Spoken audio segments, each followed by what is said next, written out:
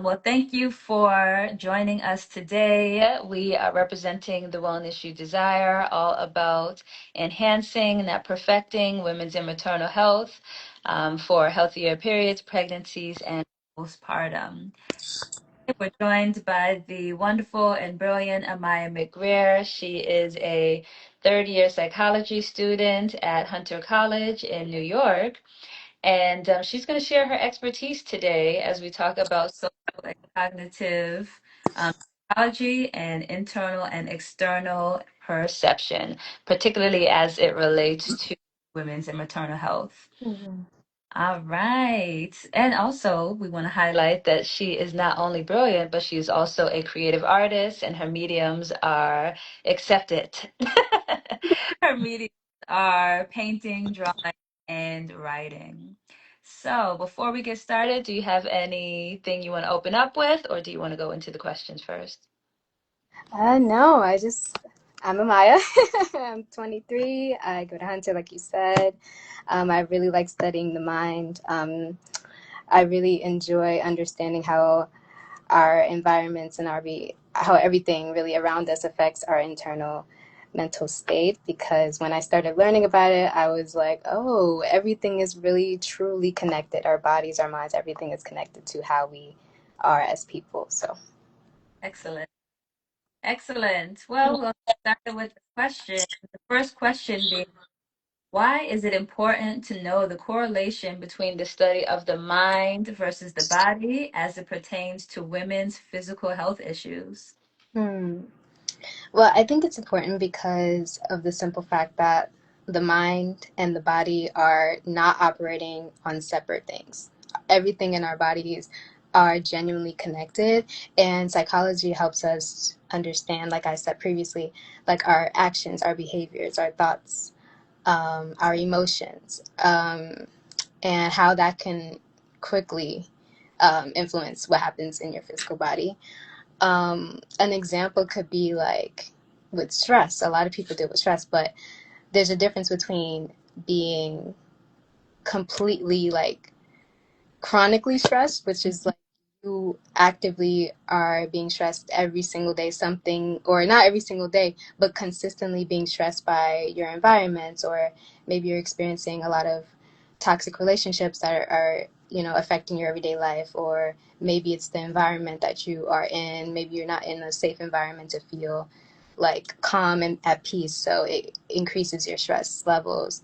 Um, and with that, it's like because you have this stress in your mental, you can it can easily show up in your body through like your immune system can be infected, or inflammation in your body, or your sleep issues, um, how you digest food, or your reproductive systems. Like everything is connected, and mental health issues isn't the only thing that factors into physical health, because it's also genetics and biological things as well, but it does deeply affect your physical. It all is connected.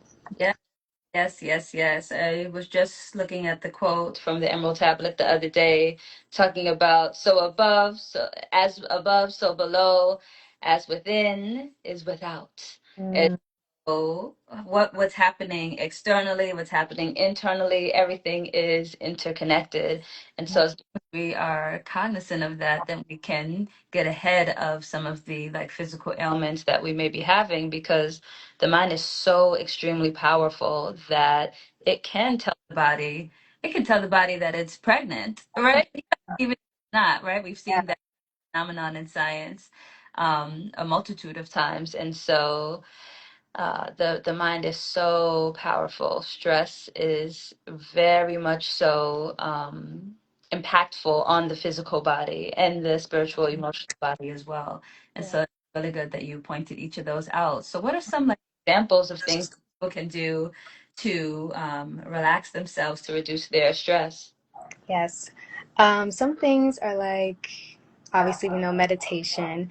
And well, I just want to say something real quick about meditation, because I think a lot of times I have discussed meditation with people and they say it does not work. It's like I'm always thinking, and meditation isn't necessarily stop thinking all the time. It's just like being aware. Okay, you see, you hear your thoughts, but not ignoring them, but kind of just being like, okay, let's come back into my body and let's worry about that later. Like more of like it's more about being inside your body, and so I think meditation, yoga is very helpful. EFT tapping, um, I would say affirmations are very important because a lot of people don't really realize that if you have a lot of negative thoughts about yourself or others, like you said, your mind is very powerful and you will internalize that as time goes on. So, positive affirmations, breath work, and I would say like just genuinely like slowing down would help you genuinely, because if your nervous system is always on 24/7 and your nerves are just always it's because you constantly are feeling this fear, and it might not even be real fear. It could just be your mind making you feel like you're having fear. And like I said, the mind and the physical are connected. So if you're constantly thinking fearful type of thoughts or something, your body is going to always be like in like this state of mind of rushing and feeling like something's chasing you. So I think slowing down as well is Yeah, helpful. absolutely. Those are phenomenal examples. I would say, a lot of times people are like running to their car or running to the bus or, running to the train. It's like, wow, there actually will be a next bus and train. Mm-hmm. And your car is actually not going anywhere. So if we can take Yeah. the opportunity to slow down and be more mindful, that changes the game. And a lot of women, once they are aware that they need to be aware that they're Mm-hmm. that is when they really come into shifts and change. Even for myself today, I was where was I going? To investor meeting. And then I was about to do this, and I was like, no, no, no, no, no. Let's calm down. Instead of like throwing my bag over the middle side, I was like, no, why don't I just put my bag on the passenger side so I'm not having to do this like extra excessive motion and then drive. And when you're holding the steering wheel, you're not holding on for dear life. Mm. And so there are all of these like opportunities for us to be mindful, to meditate, to relax, take our time doing the dishes, turn Mhm. the lights in the shower. There's all of these different tips and tricks that we can do to relax our nervous system so that it's not in what we call a sympathetic, Mhm. response. We want to be more parasympathetic, and that's why the breathing, it's called like diaphragmatic breathing, that is what helps us significantly calm down our nervous system because it initiates the parasympathetic response, which the vagus nervous system, okay, she's safe, she's calm, all is well, let's relax. I don't need to ignite the sympathetic nervous system. So those are great examples that you have. Excellent.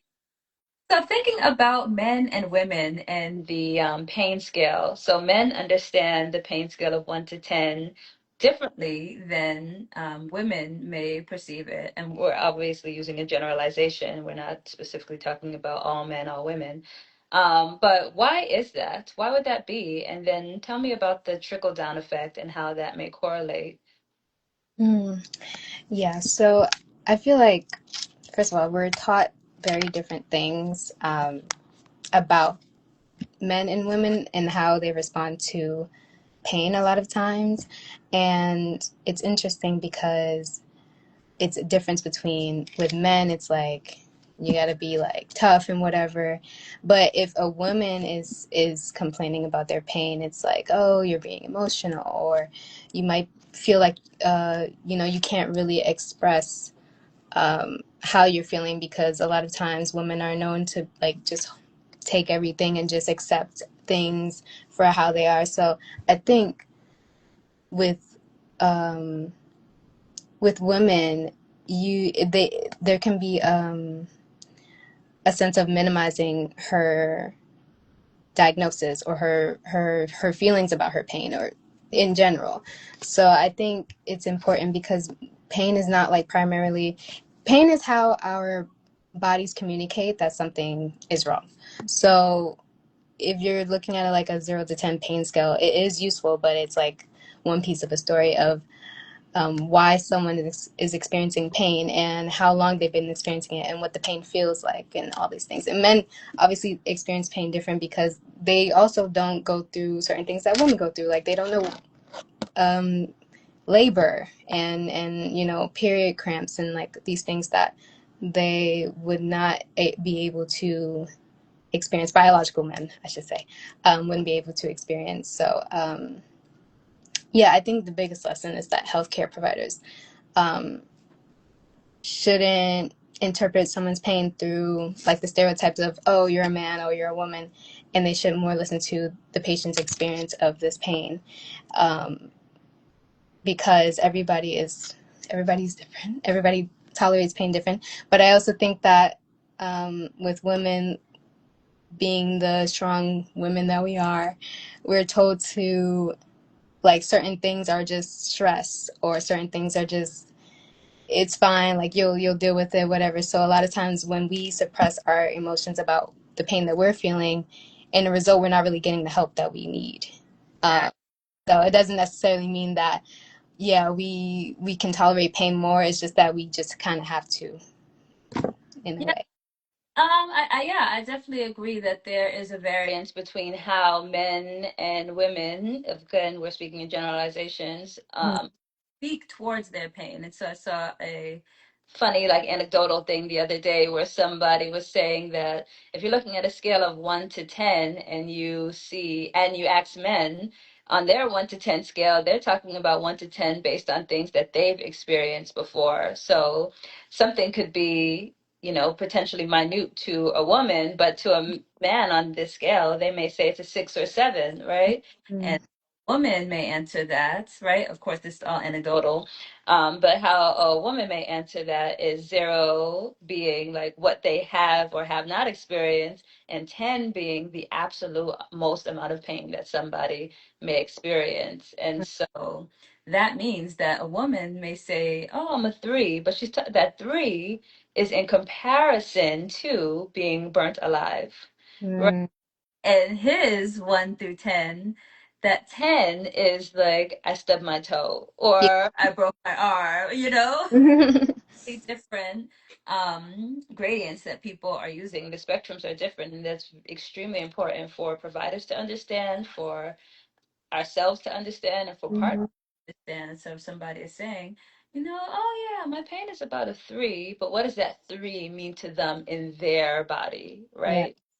So being able to translate that is imperative. Tell me about the trickle down effect. Well, the trickle down effect of that is like, okay, so it all starts with society. It's like how society is teaching us to understand pain. And then that goes with, it could be our parents telling us, it could be our friends or whatever the case may be. And we might be hearing the same thing across all relationships. And then that results in how we report how we're feeling this pain. And then that can lead to how pain is perceived by others. So if I'm telling you, oh, my stomach is hurting this certain way or whatever, and then you're just like, oh well, your cramps are just normal. Like if they're period cramps, I use that example because I think it's like a main one for women that it gets ignored a lot. But it's like, oh, I'm having this issue with my period, and it's like, oh well, it's fine. Like yeah, a lot of women deal with period pain. So it's like how pain is being perceived by is how people are perceiving the pain. And then with that is how healthcare people respond to that too.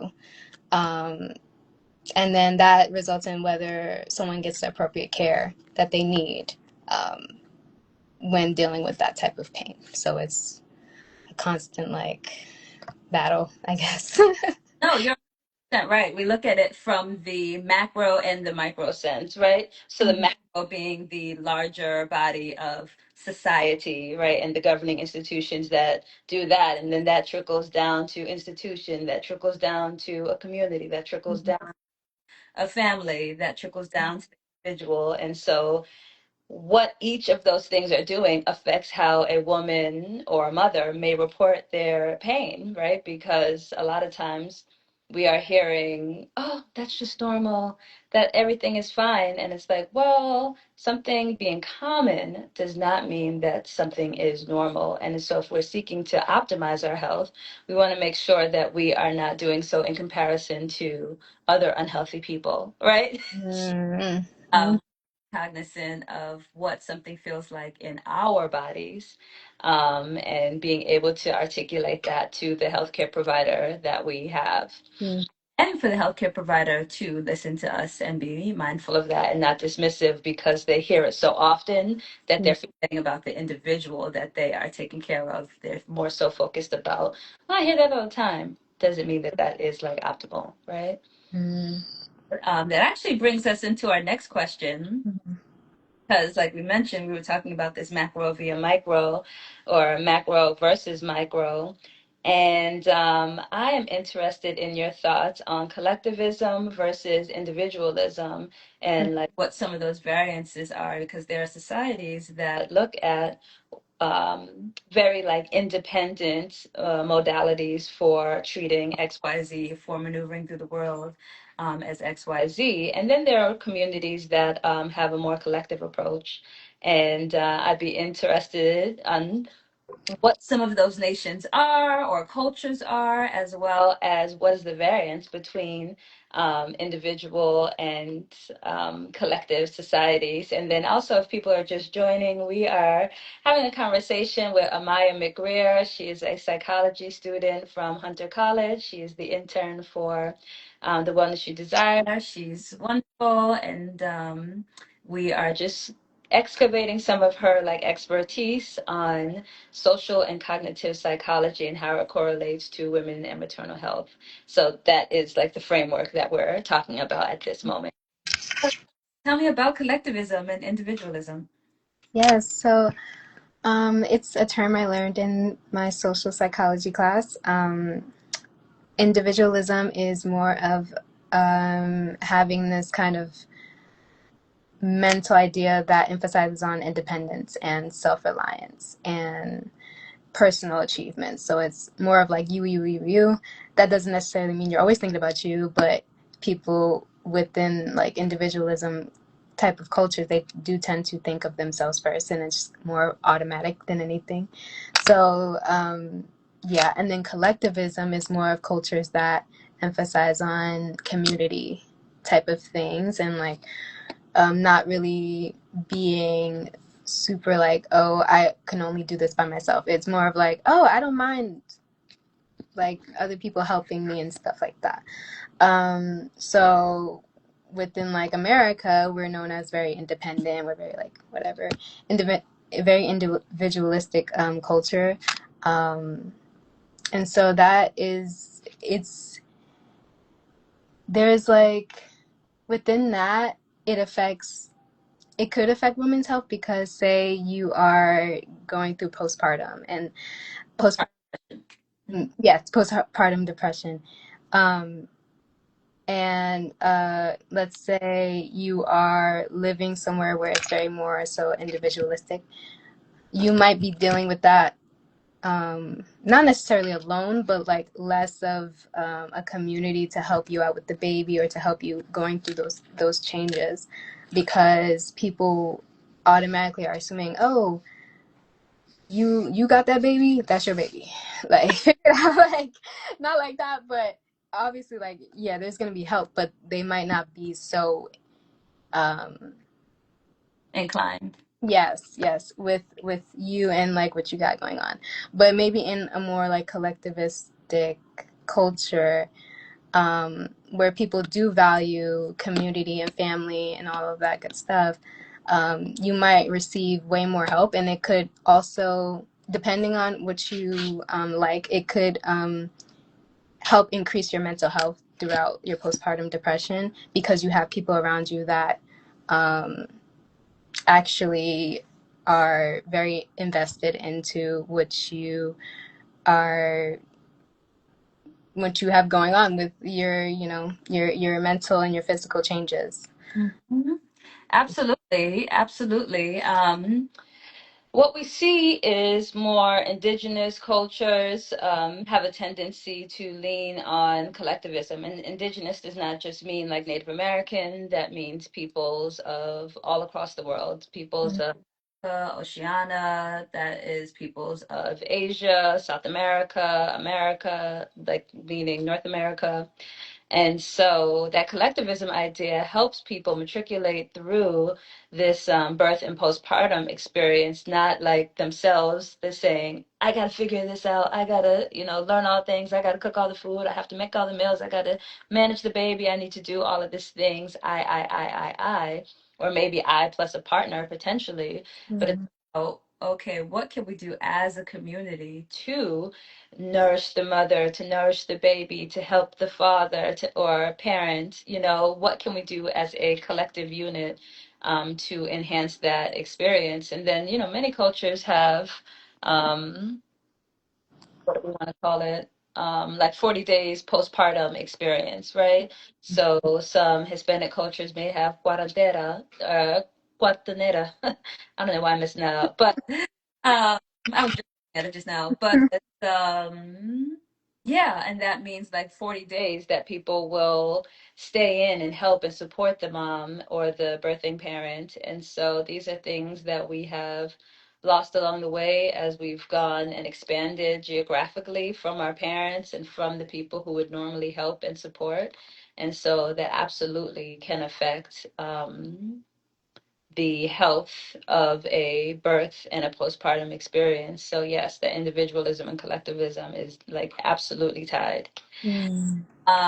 So again, we've been talking about like the macro and micro like trickle down effects that people may experience. So I'm interested in how can racial stereotypes and discrimination against Black women or women of color affect their physical health and healthcare experiences?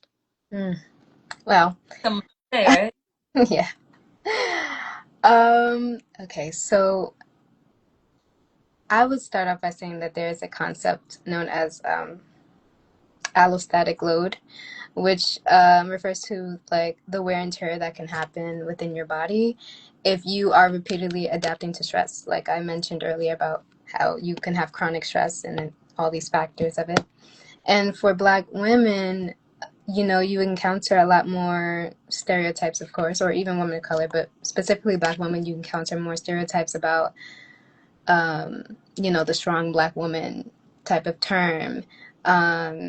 And with this, people might assume because you are this strong Black woman, they have this mentality that, okay, you are strong, that means you can tolerate more pain than the average woman because you are just so like together and you're whatever. So these stereotypes can like influence how symptoms are being perceived and how seriously they're taken by like healthcare providers. So um, there's also like this psychological bias that people have that even if you might say you're not racist, which you might not be, but you could have like this automatic bias as soon as you see a Black woman. You might not like automatically like have this assumption that strong Black women or these stereotypes of them.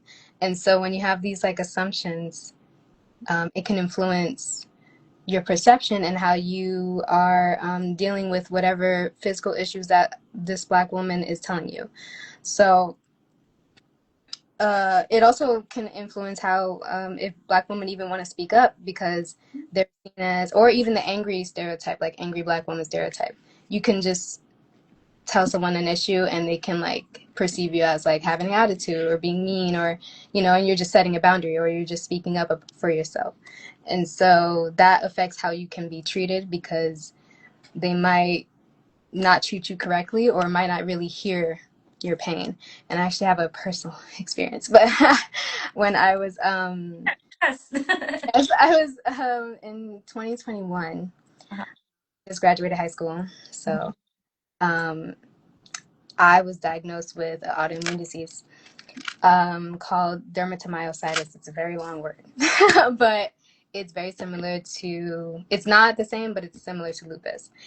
And when I was going through this pain, I know my parents had good intention, but I don't think they knew that I was going through this pain. And I was constantly telling them I'm in pain. And they were like, no, it's COVID. You're just lazy. You need to just get up and move. And I was like, oh, okay. Like, and I'm just constantly telling them until it got to the point where I literally was on my bed looking like I was, and I had to go to the ambulance. And when I got to the hospital, I was in there for like a week and they would not tell me anything. They would just keep saying this, that, and third. And I would just tell them, listen, I'm in like a lot of pain. And they would tell me to walk. And I said, I can't walk. I, I feel so much pain in my legs. I genuinely can't. They said, no, you have to walk. And later on, when I got a second opinion, Mm-hmm.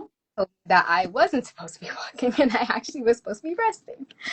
So it's just very important for um, people to really hear what Black women are saying, because if not, they might not get treated, or it might take them even longer to get treated. And by that time, the whatever is happening in their bodies can worsen over time. Exactly. Exactly. Yeah, it's like unnecessary for things to be exasperated when we could listen to someone the first time that they acknowledge and express a pain that they may be having. And I'm so glad that you brought up allostatic load because that extends from a theory called weathering, and it's from Dr. Arlene T. Geronimus. So she is, I believe, a sociologist. I could be mistaken, but I believe she's a sociologist. And what she talks about is this like constant, incessant stress that women and women of color may be experiencing that causes their allostatic loads to increase. So what does that look like? That means pain and stress from this generation, from the generations before, from the generations before, keep increasing what the median allostatic load is for a Black woman or a woman of color, which is different than what their white counterparts may be experiencing. And the theory behind that is like this constant, incessant need to defend yourself, to be in fear of the police, to know the maternal mortality crisis, to know of the perpetual rise of fibroids and endometriosis and PCOS. All of that leads to habitual states of stress, chronic stress. And so that's why we may see um, allostatic loads being higher in Black women and women of color. Um, so very glad that you brought that up into the space because that does need to be ignited and exalted and conversed about. So this brings us to our final question. And our final question is, how does the social pressures to constantly monitor a woman's physical woman and a mother Mm-hmm. physical appearance as a woman actually affect their physical and cognitive functioning? So essentially, how does societal pressures affect women as it correlates to their body and mothers? Mm.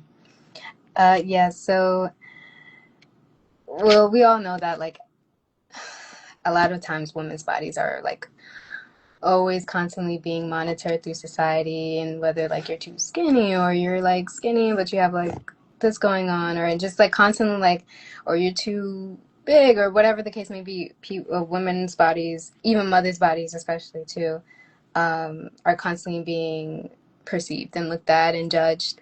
And there's this theory called objectification theory. And it's the theory that holds that many women learn to view their bodies through an outside observer's perspective. And it's also could be talked about like body surveillance as well.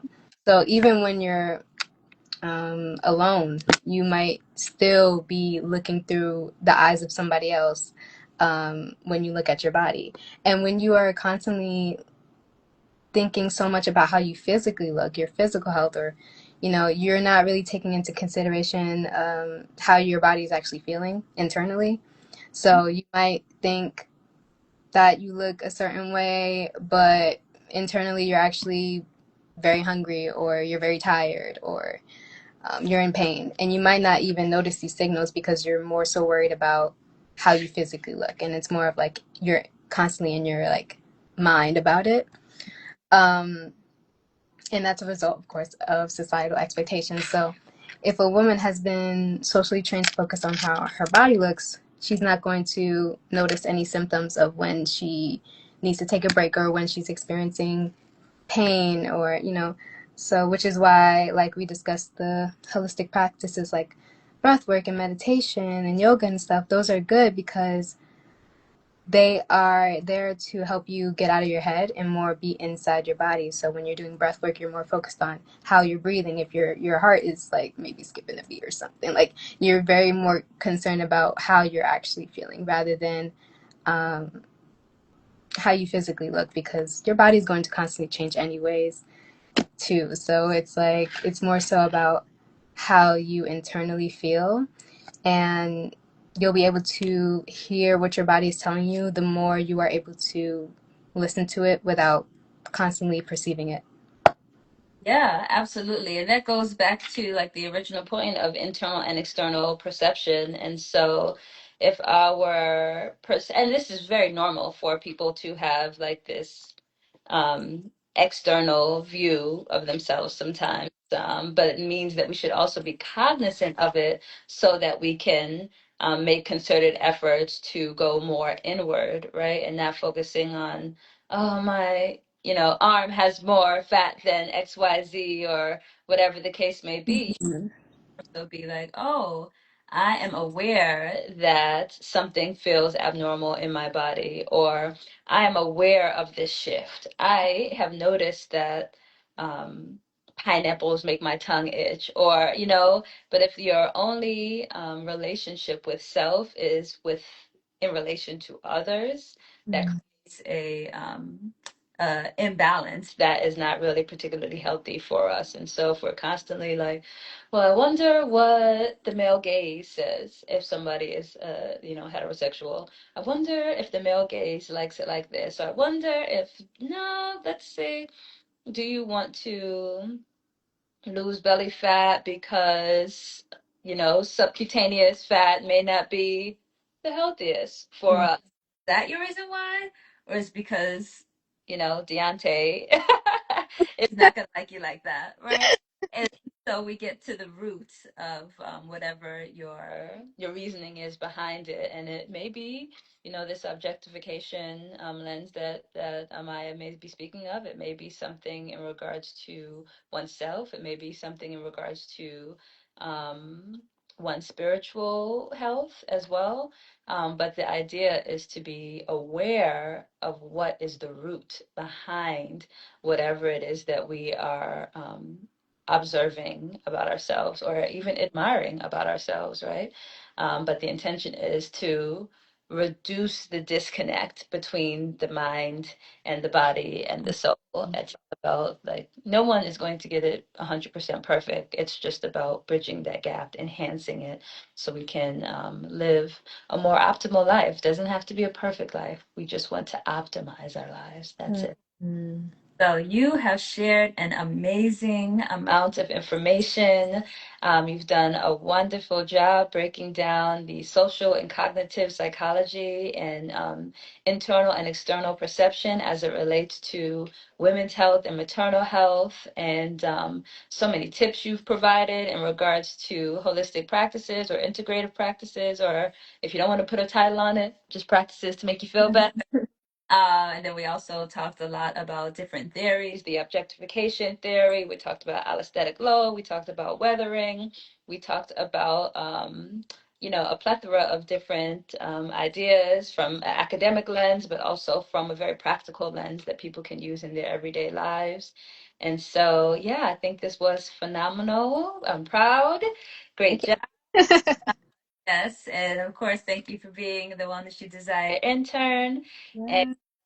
If people have questions, they can reach out to myself. I can filter out anything. And then if there are questions that are more appropriate for Amaya, I will certainly transfer them to her. All right. If there is nothing else, we will wrap this up. Happy Wednesday, and everybody be well, stay safe, and eat fruits and vegetables, milk and water. Yes, thank you. Thank you for having me on. I feel a little bit better about speaking. So, And that's the intention. Great yes. job. Thank Bye bye. you. Bye bye.